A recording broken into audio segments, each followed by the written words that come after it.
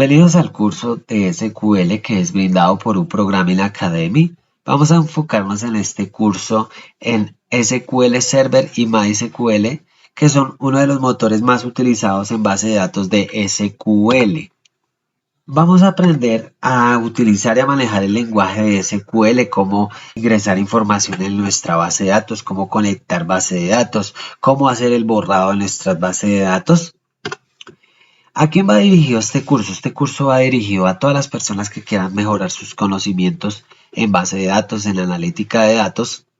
La idea es generar un crecimiento en su perfil profesional.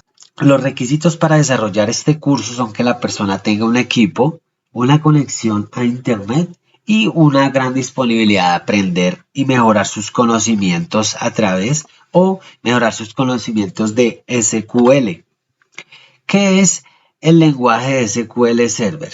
El lenguaje SQL es un estándar de consulta estructurada. Podemos efectuar consultas que nos permitan recuperar información de una base de datos y también podemos realizar cambios sobre esa misma base de datos utilizando también consultas estructuradas. ¿Cuál es el alcance del lenguaje SQL? El alcance es la inserción de las consultas, la actualización y el borrado de información. La inserción que nos permite insertar información dentro de nuestra base de datos, la consulta que nos permite solicitar información a nuestra base de datos y el borrado que nos permite eliminar información de nuestra base de datos. En este curso vamos a trabajar con un tipo de base de datos específico que es el tipo de base de datos relacional. Por ejemplo, una base de datos de ventas, tendríamos una tabla que se llama ventas y una tabla que se llama clientes. Las ventas están relacionadas a los clientes como los clientes están relacionados a las ventas. Eso lo vamos a ir viendo a través del curso. Dentro de una base relacional está inmersa un proceso que es integridad de datos, que esto lo que busca es tener coherencia de toda la información que tenemos dentro de nuestra base de datos, que cuando nos adentremos en el curso vamos a ver cómo se prepara la estructura de toda una base de datos para poder tener una correcta integridad de nuestros datos. Toda la información que guardamos dentro de nuestra base de datos es administrada gracias a que tenemos una herramienta que nos ayuda a ejecutar ese proceso, que es el motor de la base de datos.